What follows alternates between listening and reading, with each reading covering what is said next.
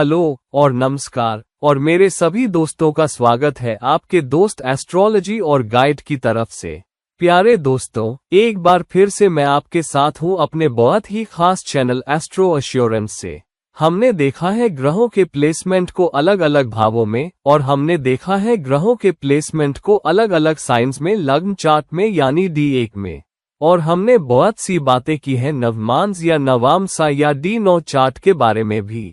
आज मैं शुरू करना चाहता हूं एक बहुत ही पेचीदा प्लेसमेंट के बारे में, एक ग्रहीय इकाई का जिसे समझना और हैंडल करना भी मुश्किल होता है नवामसा में उसके प्लेसमेंट के कारण।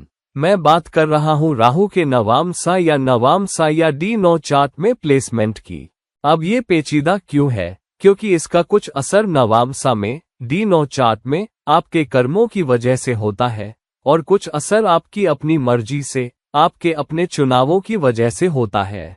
और इसलिए ये पेचीदा हो जाता है क्योंकि कुछ मौके या कुछ हेर फेर आपको अपने कर्मों से मिलेंगे, लेकिन कुछ मुसीबतें भी आपको उन कर्मों से मिल सकती हैं जो आपने किए हैं और जिन्हें आप लेकर चल रहे हैं, और वो बदले में देंगे राहु के नाते से जुड़ाव के बीच नवामसा के भावों और लग्न के भावों के।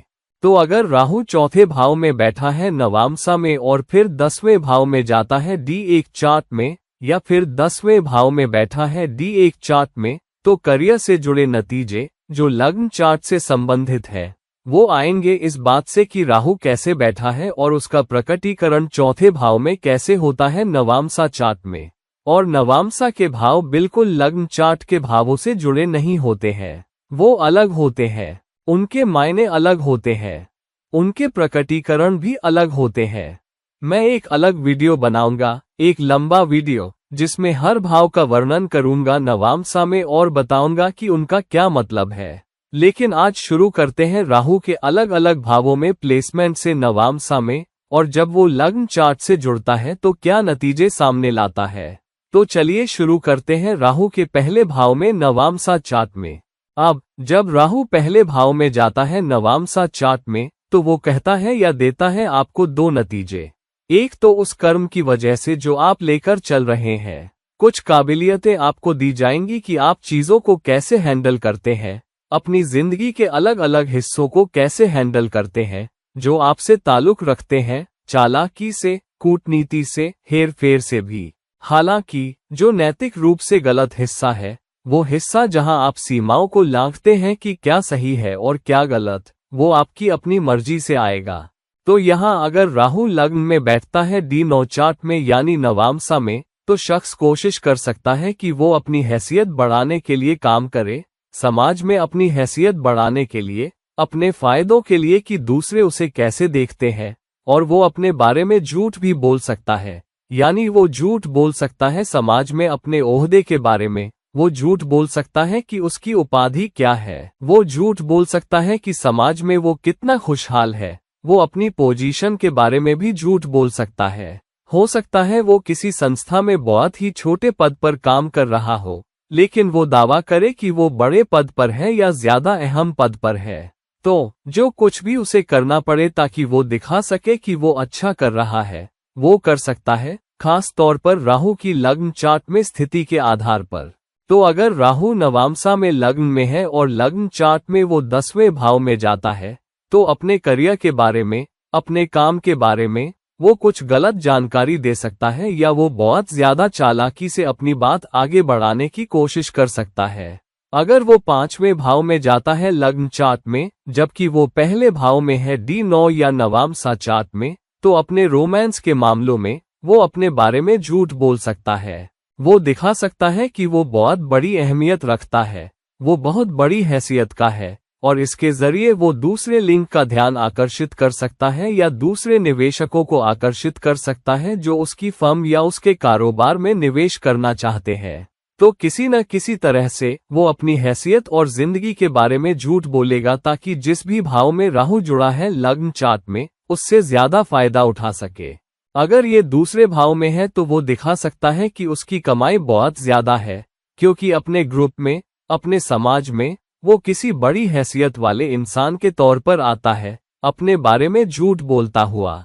तो राहु पहले भाव में D9 चार्ट में, इस संबंध में कि वो लग्न चार्ट में किस भाव में बैठा है, झूठ बोलेगा या चालाकी या कूटनीति इस्तेमाल करेगा अपनी बात आगे बढ़ाने के लिए। ये वो शख्स है जो जिंदगी में अच्छा ओहदा भी चाहता है, तो वो बहुत मेहनत करेगा अपने आप को ऊपर उठाने के लिए और समाज में एक खास ओहदा हासिल करने के लिए, जिसके लिए अगर उसे ज्यादा चालाकी इस्तेमाल करनी पड़े, थोड़ा झूठ भी बोलना पड़े, तो वो करेगा, क्योंकि उसका आखिरी मकसद ये है कि वो समाज में नाम और शोहरत की एक खास मंजिल हासिल करे, समाज में एक खास हैसियत हासिल करे। यही राहु का पहले भाव में नवामसा में होने का मतलब और प्रतिनिधित्व है। राहु दूसरे भाव में यानी कि आप कैसे कर्म करते हैं ताकि जिंदगी के अलग अलग हिस्सों से आपको फायदा हो।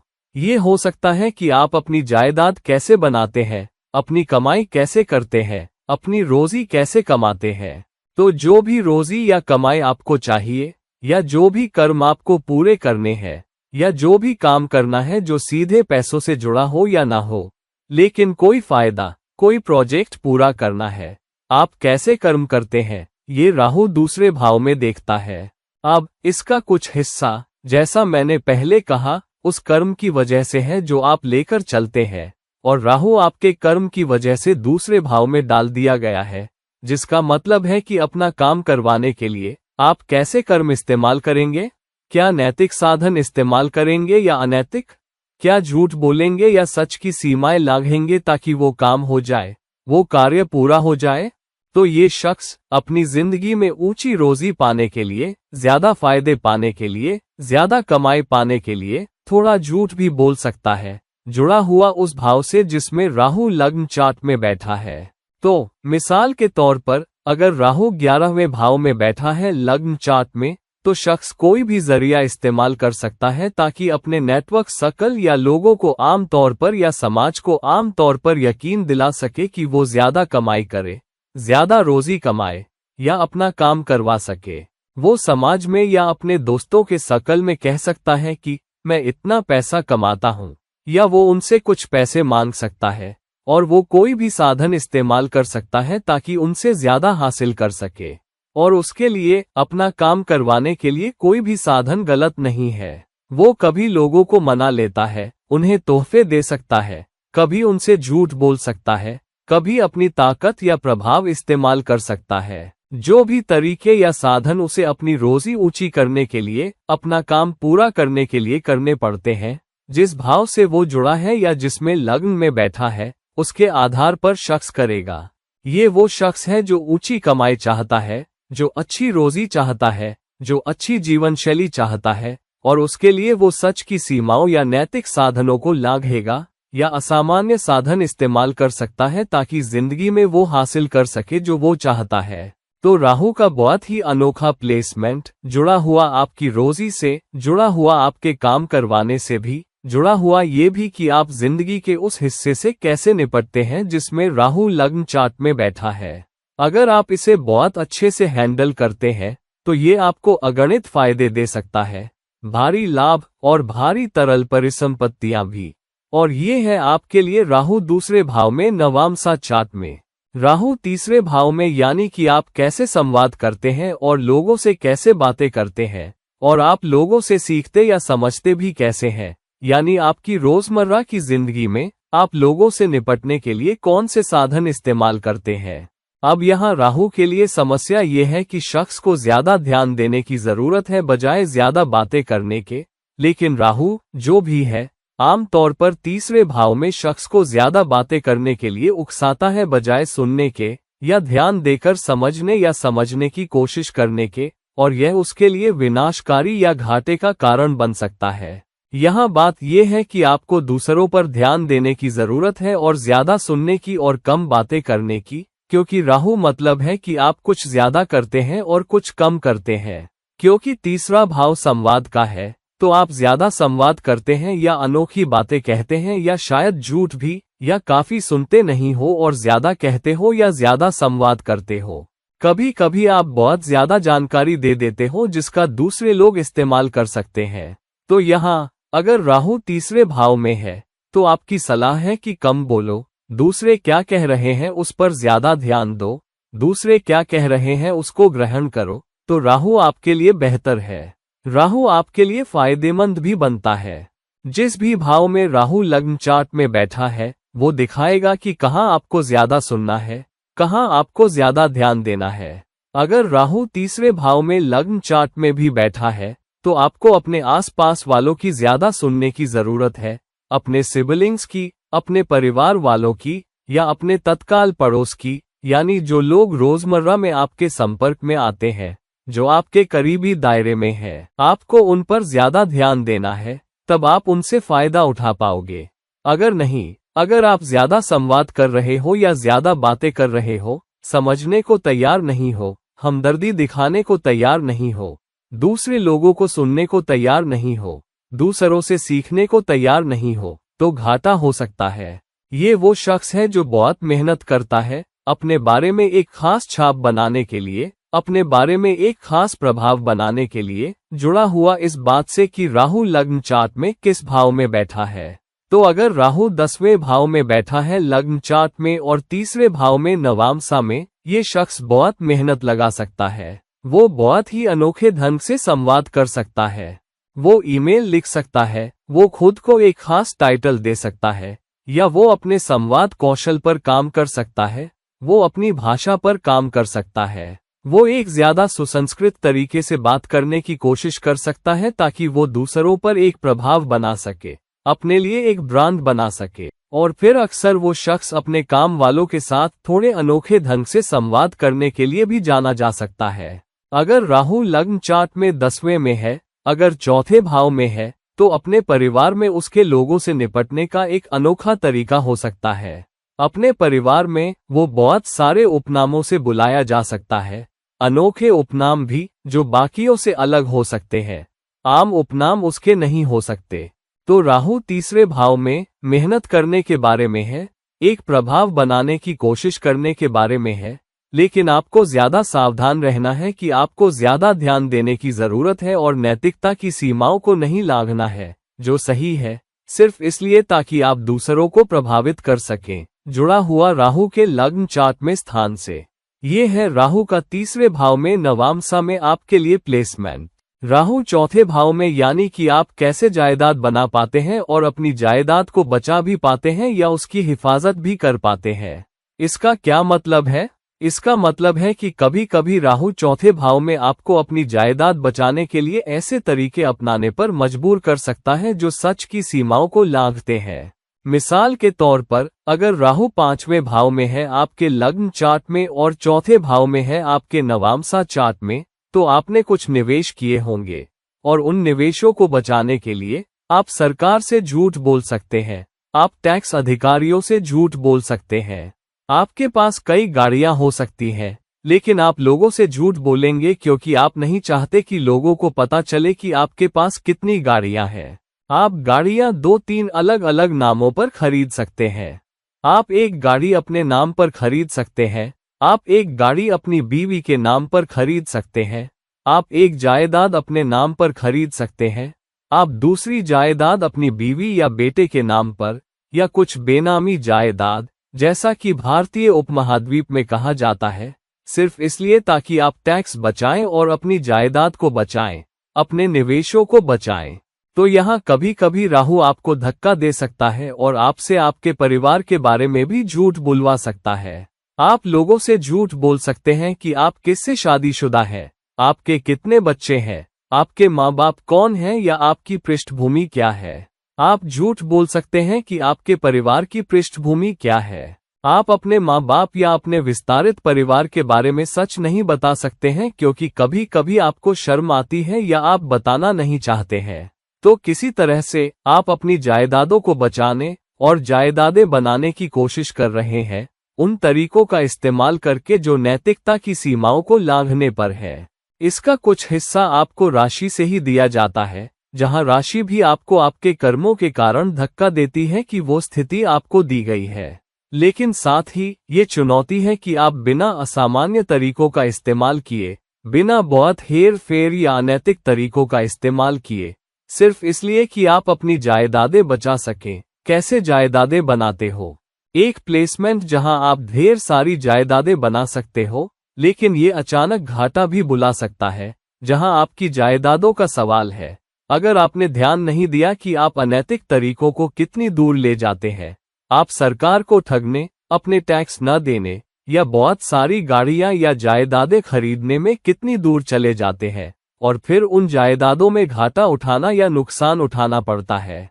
एक मुश्किल प्लेसमेंट भी है, लेकिन बड़ी जायदादें बनाने के लिए अच्छा प्लेसमेंट भी है। और ये है आपके लिए राहु चौथे भाव में। राहु पांचवें भाव में वो शख्स है जो ढेर सारी जानकारी, ढेर सारा ज्ञान बहुत ही आसानी से ग्रहण कर सकता है। ये वो शख्स है जो कुछ सीखने की कोशिश करते हुए ज्ञान बहुत ही आसानी से, बहुत ही तेजी से उठा लेगा। वो कला या गायकी भी सीख सकता है। जो कुछ भी वो करता है, जो कुछ भी वो सीखना चाहता है, वो बहुत ही आसानी से, बहुत ही तेजी से उठा लेगा।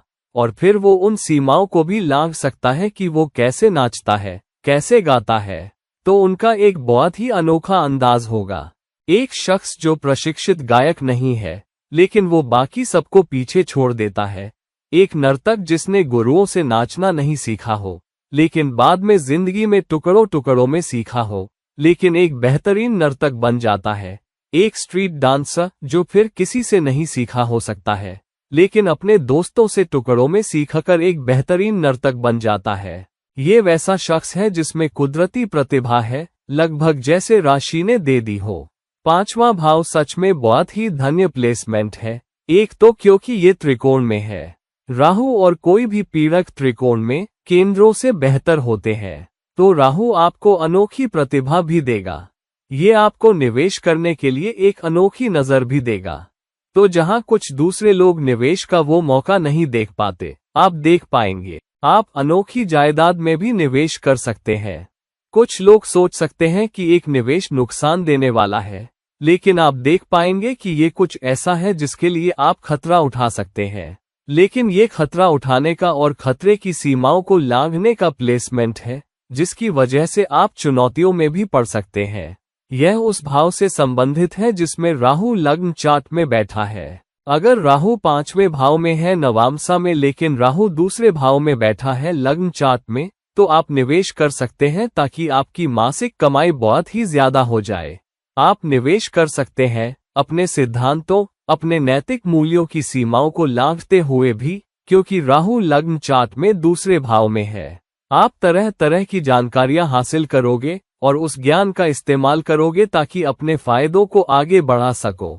अगर राहु नौवें भाव में बैठा है लग्न चार्ट में, तो आप बहुत ही आसानी से जानकारी हासिल कर सकते हैं, लेकिन आप 2-3 अलग अलग डिग्रियां ले सकते हैं, जिनमें से किसी का एक दूसरे से संबंध नहीं है, लेकिन किसी तरह आप उन सबको इकट्ठा करने की कोशिश कर सकते हैं ताकि अपने करियर से फायदा उठा सकें। तो जब आप अपना रेज्यूमे पेश करते हो, तो आप सारी डिग्रियां, सारी सर्टिफिकेशन डाल देते हो, ये सोचकर कि इससे तुम्हारे रेज्यूमे का वजन बढ़ेगा, बिना ये समझे कि असल में इनमें से कुछ सर्टिफिकेशन अहम नहीं हो सकते हैं।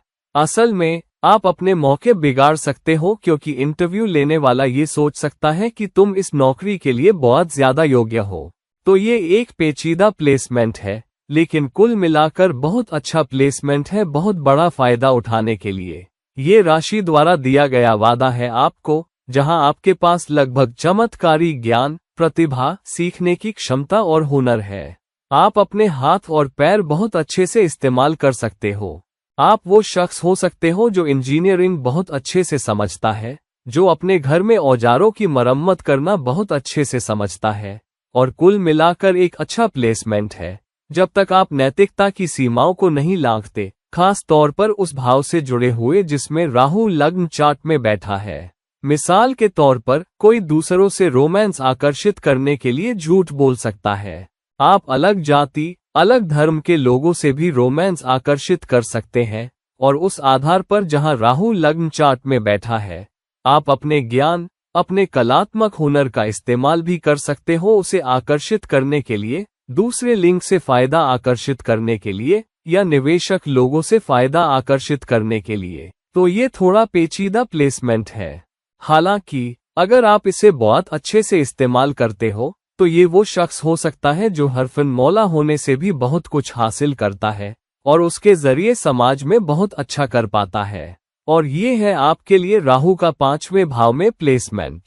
राहु छठे भाव में एक चुनौतीपूर्ण प्लेसमेंट है जहां आप कुछ मसले, कुछ परेशानियां बुला रहे हो, कभी कभी अज्ञात कोनों से भी। ऐसा है जैसे कर्म या राशि ने पहले से ही आपके लिए कुछ चुनौतियां रख दी है, कुछ कर्ज के तौर पर जिन्हें आपको चुकाना है, और छठे भाव की कुछ चुनौतियां आप खुद पर लाओगे अपने ही कर्मों से। तो ये ऐसा है जैसे आपने किसी से कर्ज लिया है और फिर आप लोगों से मुसीबतें बुला रहे हो क्योंकि आप वापस नहीं कर पा रहे हो, या आपने बहुत सारे कर्ज ले लिए हैं और वापस नहीं कर पा रहे हो, और उसकी वजह से अब आप पर कोर्ट केस भी हो रहे हैं। यह ज्यादा संबंधित है जहां राहु आपके लग्न चार्ट में बैठा है। तो राहु छठे भाव में बैठा है नवामसा चार्ट में, लेकिन राहु चौथे भाव में बैठा है लग्न चार्ट में। तो आप जायदाद बनाने, प्रॉपर्टी बनाने के लिए कर्ज ले सकते हो, लेकिन फिर कर्ज नहीं चुका पाते, या कर्ज लेने के लिए झूठ बोलते हो, या अपनी जायदादें बड़ी दिखाते हो और उन बड़ी जायदादों के आधार पर कर्ज लेते हो, फिर बाद में पता चलता है कि ये सच नहीं था। या कभी कभी तुम उन मुकाबला करने वालों से भी मुसीबत बुलाते हो जो तुमसे जलते हैं, जो तुम्हें अच्छा करते नहीं देखना चाहते, और कभी कभी तुम ये अपने ऊपर भी ले आते हो क्योंकि वे तुम्हें अपना मुकाबला समझते हैं। तुम बहुत आत्मविश्वासी हो, बहुत भरोसा रखने वाले हो। तुम जो दिखाते हो या जो प्रदर्शित करते हो उसका थोड़ा झूठ हो सकता है तुम अंदर से इतने भरोसेमंद न हो, लेकिन लोग सोचते हैं कि तुम बहुत आत्मविश्वासी हो, बहुत भरोसा रखने वाले हो, और फिर वे सोचते हैं कि उनके मौके खराब हो गए। वे कुछ हेर फेर कर सकते हैं ताकि तुम पर एक कदम आगे रह सकें या तुम्हें पीछे कर सकें। तो काम पर सहकर्मियों से चुनौतियां भी आ सकती हैं अगर वे तुमसे खतरा देखते हैं कि तुम उन पर हावी हो सकते हो या तुम्हें सारी तारीफ मिल जाती है, वे ऐसा कर सकते हैं।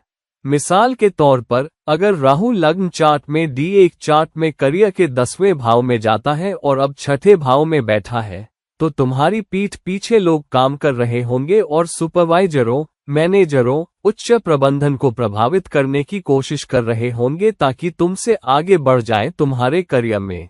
अगर ये तीसरे भाव से संबंधित है, तो तुम्हारे तत्काल दायरे में लोग कुछ कर सकते हैं ताकि तुम पर हावी हो जाएं, या लोग तुम्हारी बुराई कर रहे होंगे, या तुम्हारे बारे में सही बातें नहीं बता रहे होंगे, या फिर लोगों से एहसान चाहने के कारण तुम झूठ बोल सकते हो या दूसरों को अपने बनाए हुए ब्रांड या बनाई हुई छवि से प्रभावित करने की कोशिश कर सकते हो।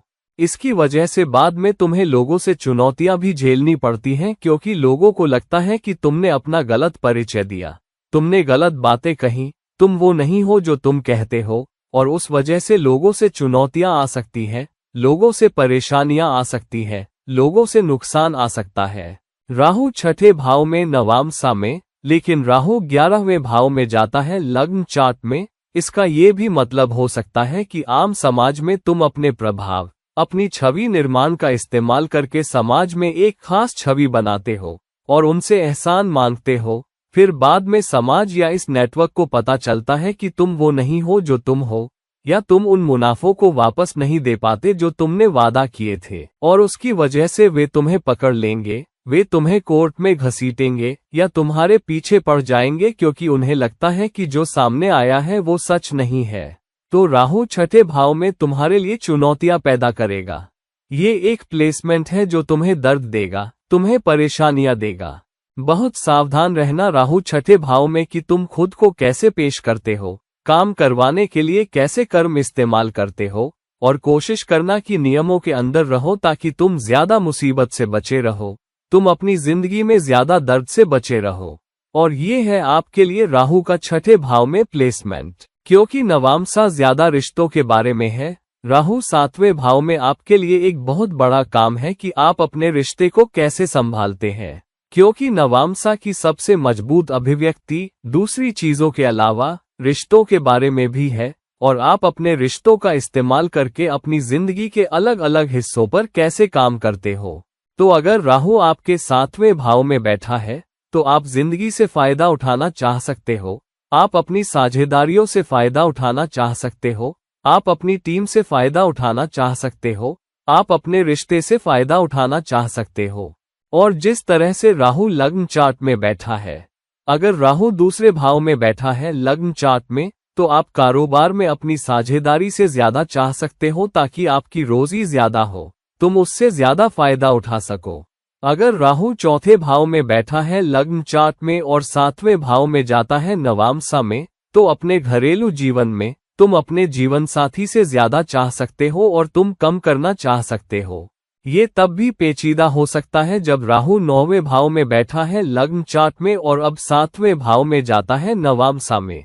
इसका मतलब है कि जब तुम अपने गुरुओं या शिक्षकों के साथ संबंध बना रहे हो, तब भी तुम हेर फेर का इस्तेमाल कर सकते हो ताकि तुम उनका एहसान हासिल कर सको या अपने शिक्षकों के लाडले बन सको।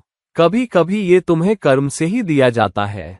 तुम में से कुछ लोग जिनका राहु नवामसा में 7वें भाव में है लेकिन राहु लग्न चार्ट में 9वें भाव में है, तो तुम अपने शिक्षकों के लाडले या प्यारे हो सकते हो और तुमने उनका ध्यान भी आकर्षित किया होगा। तुमने उनसे अपने ऊपर कुछ असामान्य भरोसा भी आकर्षित कर लिया होगा जिसे तुम सही नहीं ठहरा पाए, क्योंकि तुमने जो दिखाया या प्रदर्शित किया तुम शायद उसे कर ना पाए। राहु 7वें भाव में जबकि राहु 5वें भाव में है लग्न चार्ट में, इसका ये भी मतलब हो सकता है कि निवेश सही करने की कोशिश में तुम फिर साझेदारियां बनाते हो ताकि तुम ज्यादा पैसा बना सको। तो तुम किसी के साथ साझेदारी कर सकते हो और फिर आने वाले निर्माण या शेयरों में या संयुक्त जायदाद में, मिसाल के तौर पर अपने जीवन साथी के साथ बड़ी रकम निवेश कर सकते हो। तुम निवेश करते हो ताकि तुम फायदा उठा सको, तुम बाद में फायदा बना सको। इसका ये भी मतलब हो सकता है कि तुम किसी ऐसे व्यक्ति से शादी करना चाहते हो जो ओहदे में बड़ा हो, तुमसे ज्यादा खूबसूरत भी हो। तुम अपने बारे में एक अभिनय करते हो और तुम अपने बारे में झूठ बोल सकते हो, तुम अपनी छवि को गलत दिखा सकते हो।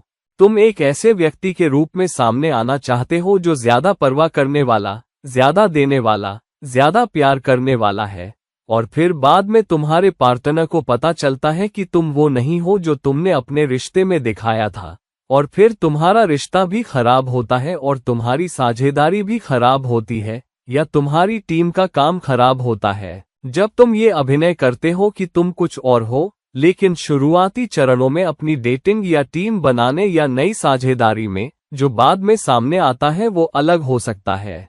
तो सावधान रहना अगर राहु 7वें भाव में जाता है। कैसी साझेदारियां बना रहे हो?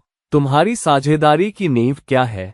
किस आधार पर ये रिश्ते बना रहे हो? क्योंकि वे बाद में तुम्हें परेशान करने के लिए वापस आ सकते हैं और ये एक बड़ी समस्या बन सकती है जहां तुम वो साझेदारी खो देते हो, वो रिश्ता खो देते हो, वो टीम खो देते हो, क्योंकि कुछ ऐसा सामने आता है जो सच पर आधारित नहीं है, जो नैतिकता पर आधारित नहीं है, जो गलत परिचय या छवि पर आधारित है। कम से कम उनके सामने जो आता है वो अलग हो सकता है तुमने जानबूझकर ऐसा न किया हो। फिर भी कभी कभी दूसरों की अपेक्षाएं तुमसे ज्यादा हो सकती हैं और बाद में जब वो अपेक्षाएं पूरी नहीं होती तो चुनौतियां और मसले पैदा हो सकते हैं। तो ये एक पेचीदा प्लेसमेंट है लोगों के लिए साझेदारी में, रिश्ते में राहु 7वें भाव के साथ। कोशिश करना कि अपेक्षाएं कम रखो, खास तौर पर अगर तुम राहु नवामसा में 7वें भाव में पाते हो और उसे राहु से फिर लग्न चार्ट में या 5वें भाव में या 11वें भाव में जोड़ते हो, क्योंकि ये तुम्हारे रिश्ते में बाद में एक बड़ा घाटा बन सकता है। और ये है आपके लिए राहु का 7वें भाव में प्लेसमेंट। राहु 8वें भाव में नवामसा में एक बहुत ही शक्तिशाली कर्मिक चुकौती वाला प्लेसमेंट है आपके लिए। ये एक बहुत ही शक्तिशाली कर्मिक कर्ज है जो लग्न चार्ट में राहु से अलग है। जहां राहु 6ठे भाव में ज्यादा शक्तिशाली कर्मिक कर्ज को दिखाता है, राहु 8वें भाव में वो है जहां तुम चाहते रहे हो या राशि ने तुम्हें चुनौतियों का सामना करते हुए, तकलीफों का सामना करते हुए अपने कर्मिक कर्ज को चुकाने की जरूरत डाली है, जुड़ा हुआ उस भाव से जिसमें राहु लग्न चार्ट में बैठा है। तो अगर राहु 8वें भाव में है नवामसा चार्ट में और तुम्हारे लग्न चार्ट में राहु करियर के 10वें भाव में जाता है, जिसका मतलब है कि तुम्हारे करियर में तुम्हें ज्यादा चुकाना पड़ेगा।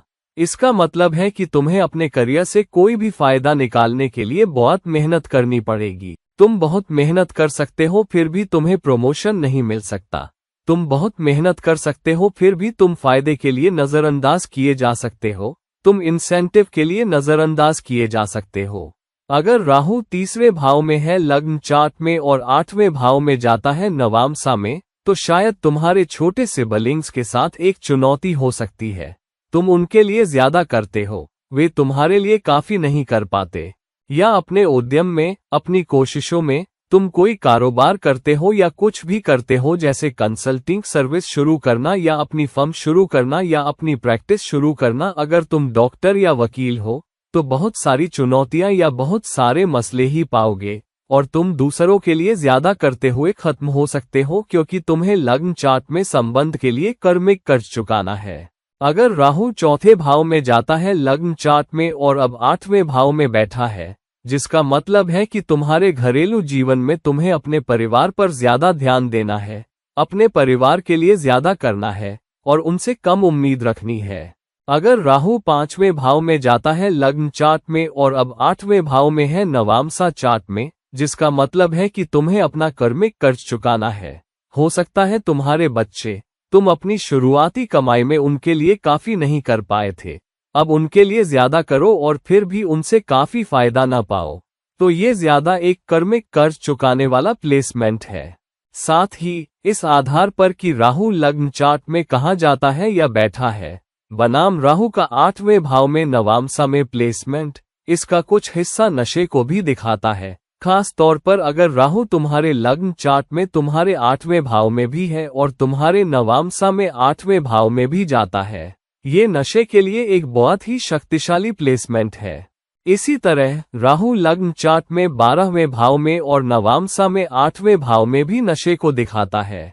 राहु लग्न चार्ट में 6ठे भाव में और अब नवामसा में 8वें भाव में जाता है, तो ये गंभीर पुरानी चुनौतियां भी दिखा सकता है, सेहत से जुड़ी चुनौतियां भी, यहाँ तक कि मानसिक समस्याएं भी इनके द्वारा दिखाई जा सकती हैं।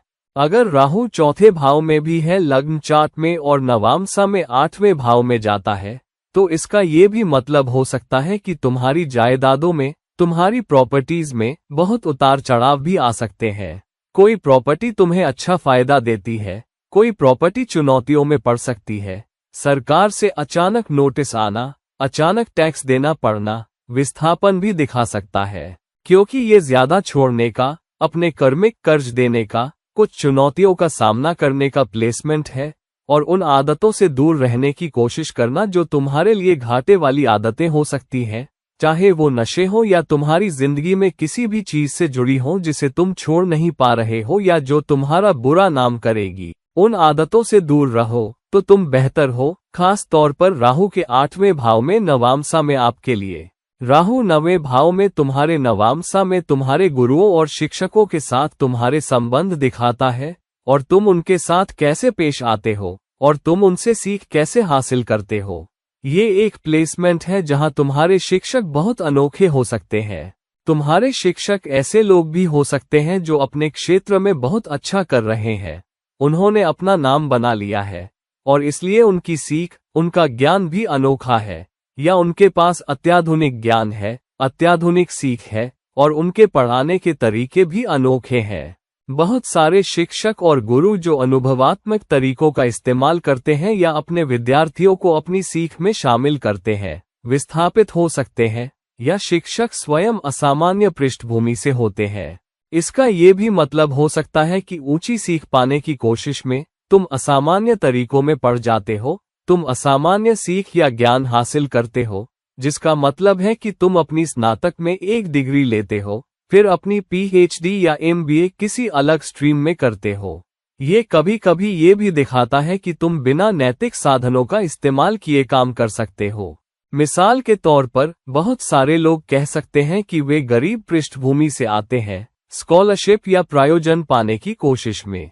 कुछ लोग ये दावा कर सकते हैं कि वे निचली जाति से आते हैं ताकि उन्हें प्रतियोगी परीक्षाओं या सरकारी नौकरियों या सरकारी प्लेसमेंट में पूर्वाग्रह मिले, क्योंकि हो सकता है उन्होंने अपनी डिग्री में, अपनी योग्यता में कम अंक पाए हों। फिर भी अगर उन्होंने अपनी जाति का गलत परिचय दिया है, जिसकी वजह से वे ज्यादा फायदे पाते हैं, तो इन लोगों को कुछ असामान्य सीख, असामान्य हुनर भी मिलता है, जिस आधार पर राहु लग्न चार्ट में जाता है। मिसाल के तौर पर, अगर राहु तीसरे भाव में बैठा है लग्न चार्ट में, जहां तुम हाथ और पैर का इस्तेमाल करके हुनर दिखाते हो, और अब राहु 9वें भाव में जाता है यहाँ। इसका मतलब हो सकता है कि तुम अपने हुनर का इस्तेमाल करते हो, अपने हाथ पैरों का इस्तेमाल करते हो और अपने कलात्मक प्रयास का इस्तेमाल करते हो। इसका ये भी मतलब होगा कि सोशल मीडिया पर तुम खुद एक गुरु के रूप में आ सकते हो, खास तौर पर वे लोग जो सोशल मीडिया का इस्तेमाल दूसरों को सिखाने के लिए, अपनी प्रतिभाओं को दिखाने के लिए और दूसरों को कुछ प्रतिभा सीखने में मदद करने के लिए करते हैं। हो सकता है तुम एक असामान्य कुकरी शो लेकर आओ, या तुम एक ऑनलाइन शिक्षक के रूप में सामने आओ जो नृत्य सिखाता है या कला सिखाता है या पेंटिंग सिखाता है। तो तुम स्वयं एक असामान्य शिक्षक हो, तुम स्वयं एक असामान्य गुरु हो। साथ ही जिंदगी में बहुत सी चीजों पर तुम्हारा दृष्टिकोण भी अलग हो सकता है। तो जिस तरह से तुम अपने बच्चों को पढ़ाते हो, तुम स्वयं एक असामान्य गुरु के रूप में सामने आ सकते हो उन लोगों के लिए जिनके साथ तुम एक सीईओ के रूप में काम करते हो। तो एक बॉस के रूप में अपने करियर में, एक माता पिता के रूप में घर पर, जिस तरह से तुम संवाद करते हो, जिस तरह से तुम सिखाते हो, वो ज्यादा खुले विचारों वाला हो सकता है। तुम एक ज्यादा खुले विचारों वाले बॉस हो सकते हो, तुम एक ज्यादा खुले विचारों वाले माता पिता हो सकते हो, जो दूसरे माता पिता और दूसरे मैनेजरों से भी अलग है, और इसलिए वे तुम्हें एक बहुत ही असामान्य व्यक्ति के रूप में देख सकते हैं। वे तुम्हारे तरीकों पर सवाल भी उठा सकते हैं। अगर राहु लग्न चार्ट में 10वें भाव में है और नवांशा में 9वें भाव में जाता है, तो तुम अपनी डिग्रियों, अपनी योग्यताओं का गलत परिचय दे सकते हो ताकि तुम्हें नौकरी मिल जाए, और उसकी वजह से बाद में तुम्हें चुनौतियां भी झेलनी पड़े। तुम मुद्दों में भी पड़ सकते हो। तो राहु के साथ नवांशा में 9वें भाव में सावधान रहना कि तुम अपनी छवि का इस्तेमाल कैसे करते हो, अपनी सीख का इस्तेमाल कैसे करते हो ताकि अपनी बात आगे बढ़ा सको, क्योंकि नैतिक साधनों और तरीकों की सीमाओं को लांघने पर अनावश्यक मुद्दे या चुनौतियां तुम अपने ऊपर बुला सकते हो। और ये है आपके लिए राहु का 9वें भाव में प्लेसमेंट। राहु 10वें भाव में नवांशा चार्ट में पूरी तरह से पैसे और जायदाद के बारे में है जो तुमने बनाई है। ये तुम्हारा तरल धन है या वो धन जिसे आसानी से तरल बनाया जा सकता है, जिसका मतलब है सोना या शेयरों में निवेश या असली नकदी जो तुम रखते हो, या कुछ प्रॉपर्टी में निवेश जिसे तुम बहुत आसानी से भून सकते हो। ये उस तरह का धन है जो उस तरह की संपत्ति को दिखाता है। राहु के साथ नवांशा चार्ट में 10वें भाव में ये ज्यादा संबंधित है कि राहु लग्न चार्ट में किस प्लेसमेंट में है। मिसाल के तौर पर राहु नवांशा चार्ट में 10वें भाव में है और राहु लग्न चार्ट में 5वें भाव में जाता है, तो ये निश्चित रूप से तुम्हारे द्वारा स्टॉक्स या सोने में भी किए गए निवेश ज्यादा है, या ये कुछ निवेशों से ज्यादा संबंधित है, यहाँ तक कि एक प्रॉपर्टी भी जिसमें तुम रह नहीं रहे हो, और ये जब चाहो तुम आसानी से छोड़ सकते हो क्योंकि तुम असल में उस प्रॉपर्टी में नहीं रह रहे हो। ये वो पैसा भी है जो तुमने समाज में एक निश्चित छवि बनाने के कारण कमाया हो सकता है। खास तौर पर अगर राहु लग्न चार्ट में D1 चार्ट में पहले भाव में बैठा है, तो एक निश्चित परिवार में जन्म लेने के कारण और एक निश्चित छवि या एक निश्चित ओहदे के साथ पैदा होने के कारण, क्योंकि तुम एक सम्मानित परिवार से आते हो, जिसके कारण कुछ जायदादें भी तुम आकर्षित करते हो। नाम से तुम उन जायदादों को आकर्षित कर रहे हो। कभी कभी तुम जो हो, एक सफल व्यक्ति, एक खिलाड़ी, उसके कारण तुम जायदादें आकर्षित कर रहे हो। कभी कभी अपने करियर में एक निश्चित पद पर रहने के कारण तुम उन जायदादों को आकर्षित कर रहे हो। मिसाल के तौर पर तुम एक कंपनी के सीईओ हो, तो बहुत सारे लोग तुम्हें ज्यादा पैसे उधार देने या तुम्हारे कुछ उद्यमों में निवेश करने को तैयार हो सकते हैं, और फिर उसके जरिए तुम ज्यादा पैसा भी कमाते हो। तो ये पैसा आकर्षित करने वाली स्थिति है। तुम अपनी छवि का इस्तेमाल कर सकते हो, तुम अपनी प्रतिभा का इस्तेमाल कर सकते हो, तुम अपनी शिक्षा का इस्तेमाल कर सकते हो, तुम अपने रिश्ते का इस्तेमाल कर सकते हो, तुम अपने परिचितों का इस्तेमाल करोगे, तुम अपनी दोस्ती का इस्तेमाल कर सकते हो ताकि राहु के साथ नवांशा में 10वें भाव में ज्यादा पैसा कमा सको, इस आधार पर कि वो लग्न चार्ट में कहाँ बैठा है। तो अगर तुम्हारे नवांशा में राहु 10वें भाव में है, तो बहुत सावधान रहना कि तुम अनैतिक साधनों के द्वारा कितना पैसा इकट्ठा कर रहे हो, उसकी सीमाओं को मत लांघना, क्योंकि तब राशि एक दिन तुमसे सब कुछ छीन सकती है, बिना तुम्हें कुछ भी बचाने का मौका दिए।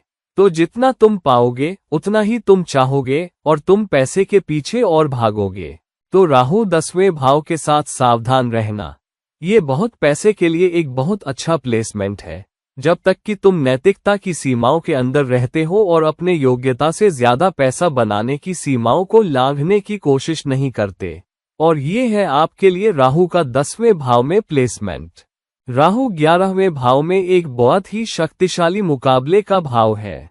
वे लोग तुमसे मुकाबला करेंगे एहसानों के लिए, प्रमोशन के लिए, पैसे के लिए, रिश्ते के लिए, कुछ भी और सब कुछ। हो सकता है आम समाज से, हो सकता है दोस्तों से, हो सकता है तुम्हारे सहकर्मियों से, हो सकता है तुम्हारे परिवार के अंदर से, हो सकता है तुम्हारे अपने सिबलिंग्स से भी। लेकिन ये एक बहुत ही शक्तिशाली प्लेसमेंट है मुकाबले का दूसरों से आता हुआ, या बैरी ताकतें काम कर रही हैं ताकि वे तुम पर हावी हो जाएं। इसका कुछ हिस्सा तुम्हारे सामने हो सकता है। ऑफिस में तुम्हारे सहकर्मी हो सकते हैं जो ये बात छिपा कर नहीं रखते कि वे तुमसे मुकाबला कर रहे हैं या वे तुमसे बेहतर करना चाहेंगे। वे तुम्हें चुनौती भी दे सकते हैं कि मैं वो प्रमोशन तुमसे पहले पाऊंगा, या मैं ये प्रोजेक्ट तुमसे बेहतर करूंगा। तो ये एक पूरी तरह से खुली प्रतियोगिता भी है। कभी कभी वे तुम्हारी पीठ पीछे भी काम कर रहे हो सकते हैं, लेकिन निश्चित रूप से ये एक मजबूत प्लेसमेंट है मुकाबले का जहां भी राहु तुम्हारे लग्न चार्ट में बैठा है। अगर राहु तुम्हारे लग्न चार्ट में चौथे भाव में बैठा है तो तुम्हारे जीवन साथी से जोरदार मुकाबला आ सकता है। वह तुमसे बेहतर करना चाह सकती है अपने करियर में, अपनी नौकरी में। या अगर राहु 5वें भाव में है तो ये तुम्हारे दूसरे निवेशकों से आ सकता है। अगर 7वें भाव में है तो ये तुम्हारे साझेदारों से भी आ सकता है। अगर तुम एक टीम में काम कर रहे हो तो तुम्हारी टीम के लोग, मिसाल के तौर पर एक सहकर्मी, तुम पर एक कदम आगे निकलने की कोशिश कर सकता है तुम्हारे करियर में। अगर तुम एक कारोबार में हो तो तुम्हारा साझेदार उस साझेदारी से ज्यादा फायदा उठाना चाह सकता है, उस जुड़ाव से भी ज्यादा। और ये कुछ ऐसा भी नहीं हो सकता है कि वे तुम्हारी पीठ पीछे करें। इसका कुछ हिस्सा हो सकता है, लेकिन कभी कभी शख्स तुम्हें सीधे मुंह भी कह सकता है कि मैं तुमसे ज्यादा काम करता हूं, मैं कारोबार में ज्यादा कारोबार या ज्यादा नेटवर्क लाता हूं, तो मुझे इससे ज्यादा हिस्सा मिलना चाहिए, इसलिए मुझे इससे ज्यादा हासिल करने में सक्षम होना चाहिए। तो एक सीधा मुकाबला, तुम्हारे सामने मुकाबला, या यहां तक कि मुकाबला जो तुम्हारी पीठ पीछे काम करता है, संभव है। ये एक प्लेसमेंट भी है जहां कभी कभी तुम अपने बारे में गलत परिचय देकर समाज के सामने अपनी बात आगे बढ़ाने की कोशिश करते हो।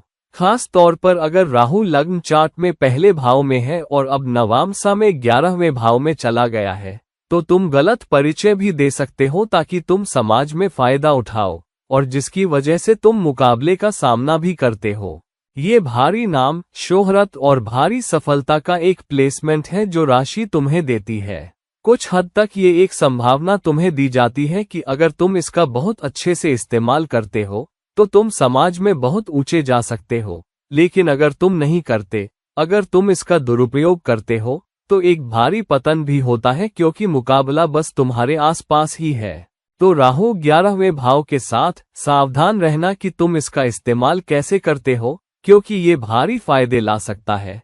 सत्ता में एक भारी अचानक वृद्धि, लेकिन समाज में तुम्हारे स्थान में अचानक पतन भी। और ये है आपके लिए राहु का 11वें भाव में प्लेसमेंट। राहु 12वें भाव में एक प्लेसमेंट है जो सीधे मोक्ष से जुड़ा है। या तुम कैसे छोड़ते हो? तुम पैसा छोड़ते हो, तुम अपनी जायदाद छोड़ते हो, तुम अपनी छवि छोड़ते हो, तुम इस जीवन से भी चले जाते हो। ये वो प्लेसमेंट है जहां कोई दिखा सकता है कि मैं एक बड़ा परोपकारी हूं, लोगों को बता सकता है कि मैं इतना पैसा देता हूं।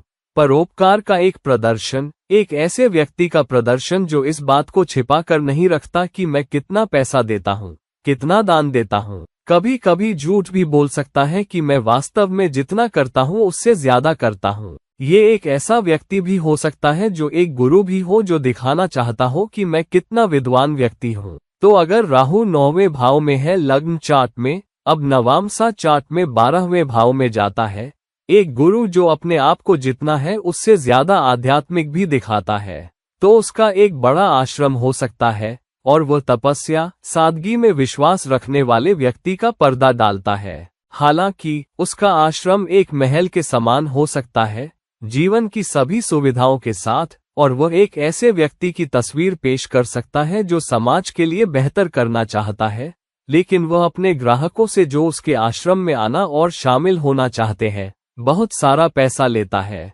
साथ ही दूसरी तरफ एक आध्यात्मिक गुरु जो अपनी आध्यात्मिकता दिखाने या प्रदर्शित करने या लोगों को आध्यात्मिकता की ओर ले जाने के लिए बहुत ही असामान्य साधनों का इस्तेमाल करता है।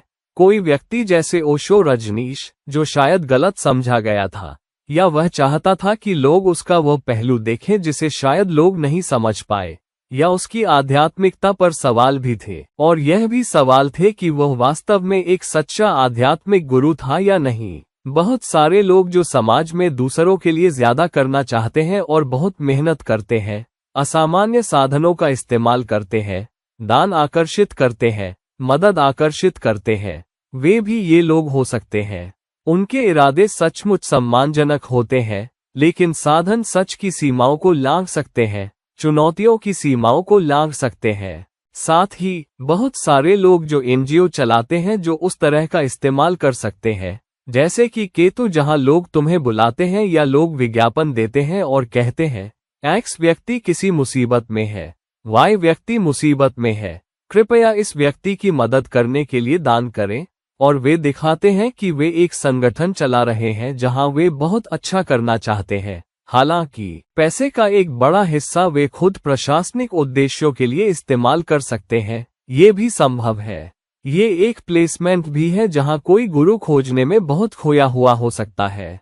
वे आध्यात्मिक बनना चाहते हैं, लेकिन वे नहीं जानते कि और आध्यात्मिक कैसे बने। वे दूसरों के लिए ज्यादा करना चाहते हैं, लेकिन वे नहीं जानते कि सिर्फ पैसा देने के अलावा दूसरों के लिए और कैसे करें, और उनके पास वो जायदादें नहीं हो सकती है। तो अपने अंदर ये एक मजबूत इच्छा है कि मैं और करना चाहता हूँ, फिर भी वे और नहीं कर पाते, वे और नहीं दे पाते, वे और योगदान नहीं कर पाते। एक प्रतीक्षारत परोपकारी भी यह प्लेसमेंट हो सकता है। एक व्यक्ति जो बहुत दान देना चाहता है, बहुत दान देना चाहता है, दूसरों के लिए बहुत करना चाहता है, फिर भी वह या वह पर्याप्त नहीं कर पाता क्योंकि उनके पास साधन नहीं है, उनके पास वो नाम और शोहरत या समाज में वो हैसियत भी नहीं है जिससे आकर्षित कर सके।